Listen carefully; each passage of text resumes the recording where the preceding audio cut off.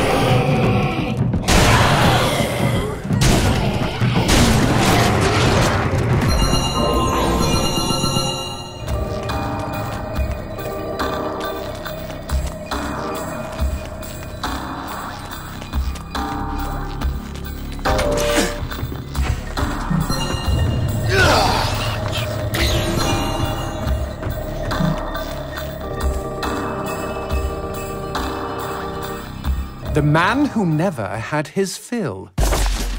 It was a cold and snowy eve. Certainly no night for a man without a home to be walking these grey and endless streets. Inside the pizza parlour, George Reed spun a lively tune on his harmonica. The local children giggled and pointed excitedly at the harmonica man as their parents glowed with approval.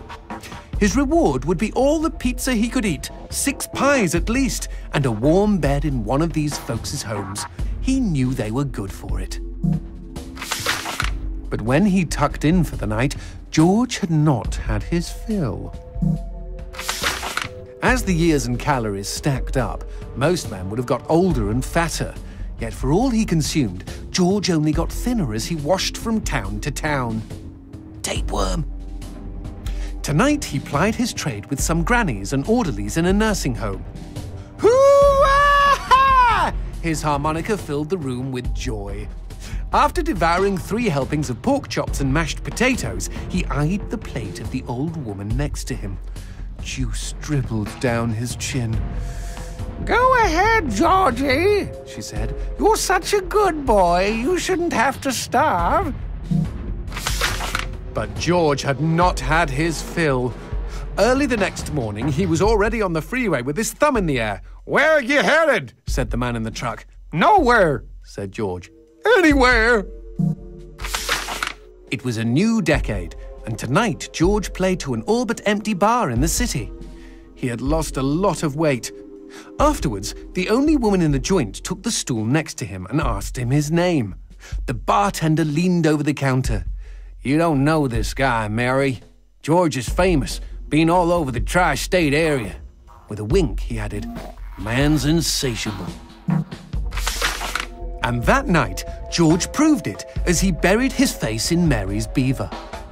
Holy woodland creatures! Attaboy, George! Attaboy, George! "Play that harmonica," she purred. But even after 5 trips to heaven and back, he had not had his fill. The morning after was an awkward affair as they stared at each other over coffee. One wanted to feel more, the other just wanted to feel. In his final days, George was all skin and bones. I can relate, except for the skin part. His last meal had been a mistake. It was on a sidewalk one night in a small suburban town that he came across the boy.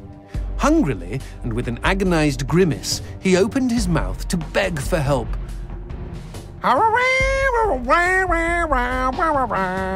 Out came a cacophony of wheezes and toots, but the boy understood. Wait, you mean Jorge ate his harmonica? Once he was alone, George Reed looked at the candy bar he held in one hand and began to cry.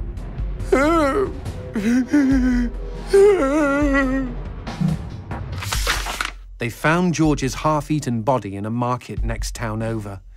In one hand he held a knife, in the other a fork. Chunks of flesh had been torn from his chest and his arms. Blood framed an eerie smile.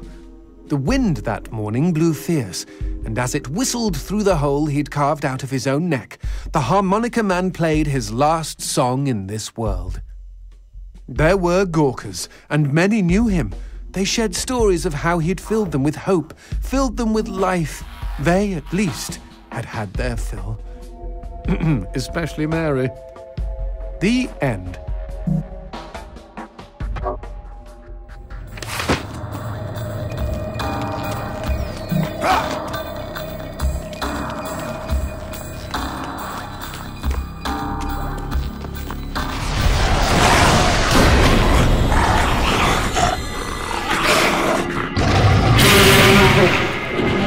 That cheeky imp!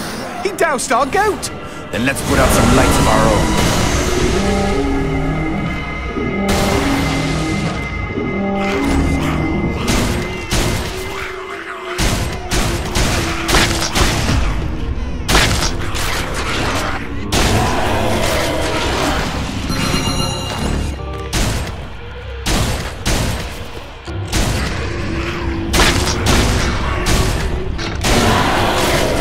Would you kindly bust a cap in those mother fudges before they douse the lights? You know, we never finished talking about you kidnapping Paula. I didn't kidnap her. You hauled her out of a skip. Isn't that illegal in some states? What did she say? Nothing. Not for weeks. I was afraid to even touch her, you know. Like she didn't belong to me. To anyone. But something changed. It was so fun.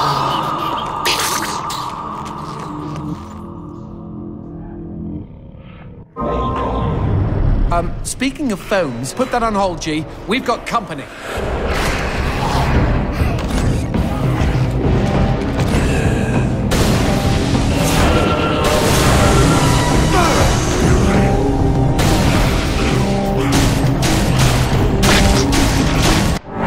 Yeah!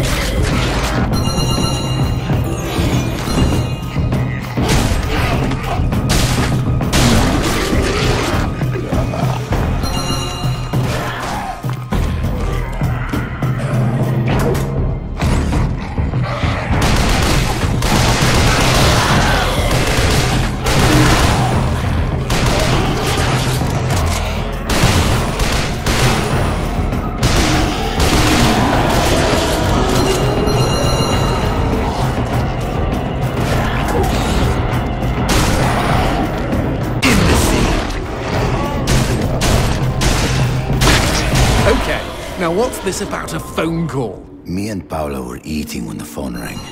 Suddenly, she slams her fork down and says, "Don't answer it!" Creepy. First thing she ever said to me.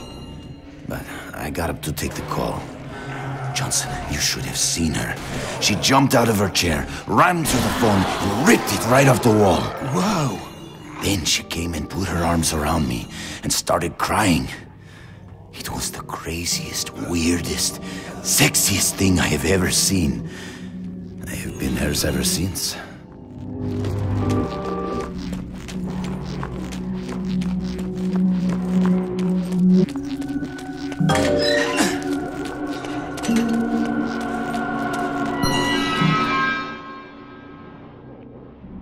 What? Demons don't like teeth? The gun laws here are very strict. Haven't you wondered why they don't shoot back? You and I are violating almost every rule in the book. Heck, I'm practically made of teeth.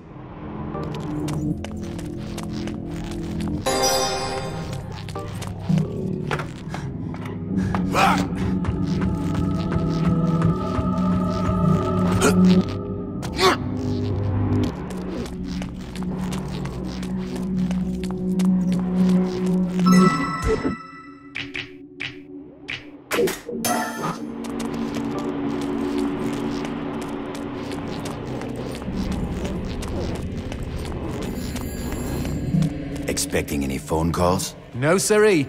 Maybe it's from Paula. Or at least someone with answers. Dios mío. Paula, is that you? When will this fucking torture end? Ah! From hottie to hamburger, just like that.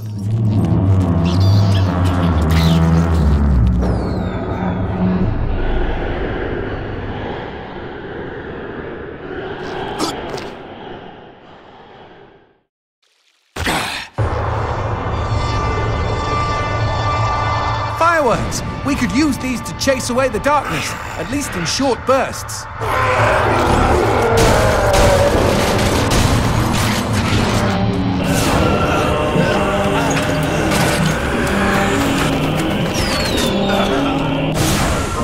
Just look at them.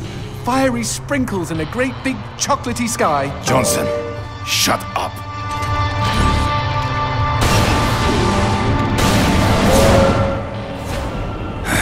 Magnifico.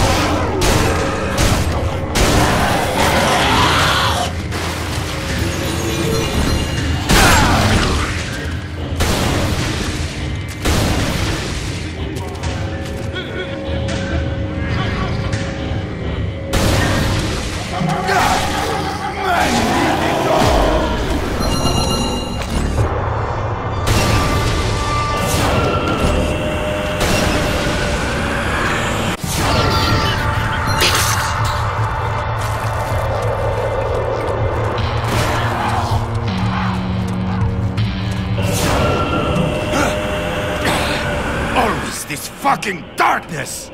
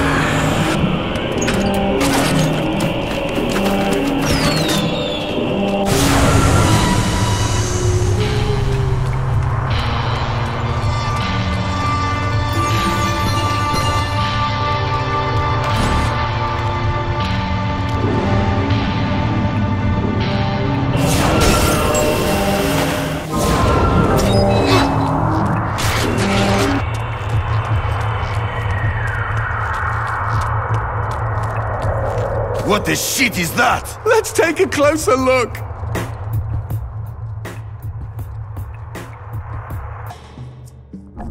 Well, howdy-ho! Name's Christopher. Now, don't y'all be afraid. I ain't gonna bite. Trust me. You see, I'm what you call a mixture of beast and human. Oh, best of both worlds, my pappy said. But what are you doing around these parts? Ain't you a mortal? Why should I tell you? All I see is demon. Well, shucks. You gotta look underneath the leathery exterior. Deep down, I am a sensitive and understanding listener. Some asswipe named Fleming stole my girl and took her to his castle. I am here to take her back. Meaning you are on a quest to kick the Prince of Evil's ass? Holy shit! Oh, I want in on some of this action. How can I help, huh? How can I? Well, I hope that you're offering more than just enthusiasm. I tell you what, I get pretty hungry, and I just love them white gems. You get enough of those and we can trade. With the right incentive, I might even be able to introduce you to some real product. Know what I mean? Magnifico. Okay, then chuck them sparklies right down the hatch. Go on, feed me! Ah! Howdy-ho, if it ain't my bestest buddies. I'm surprised Christopher hasn't had a visit from the GEA. You read about gem busts all the time.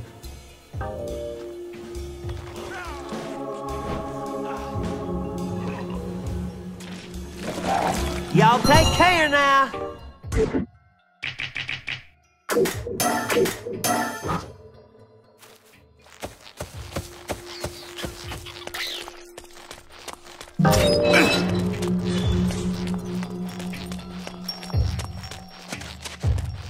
Whoa, what's this? Sushi with a dick? These guys may look ugly, but they're actually quite useful. Are they friendly? Yes, I kept one as a pet. Hit them with light, and they'll keep you safe.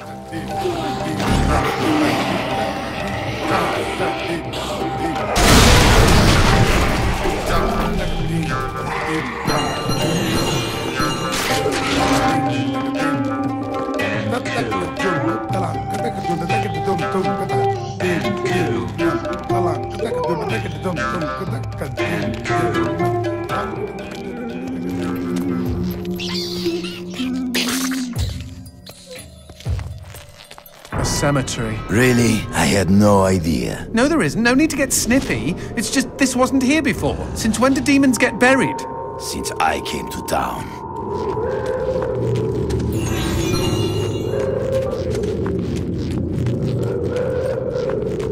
Whoa! Who did this? Mr. X! Only a demon hunter could kill this many and not be lying dead next to them. Paula and I promised we would be buried together.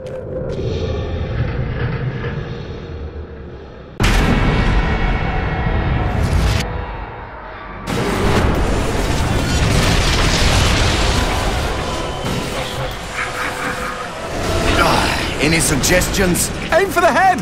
Not that you really have a choice.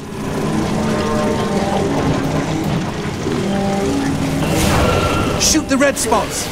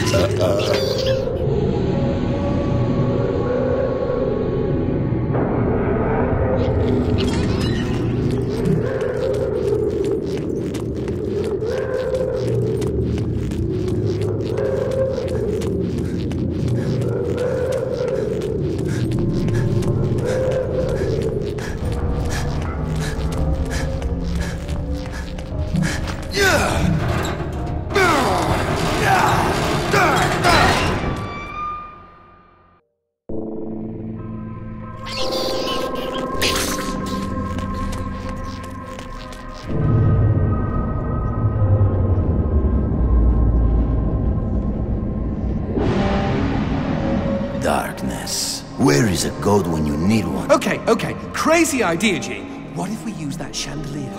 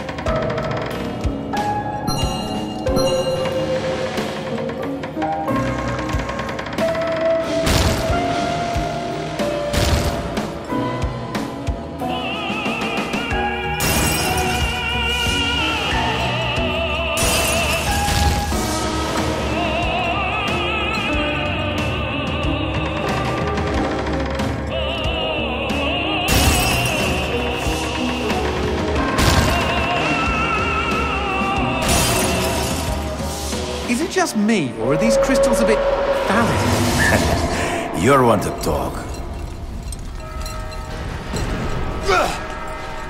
You see? Chandelier! Brilliant idea! For one you pulled out of your ass. Wrong. I don't have an arse.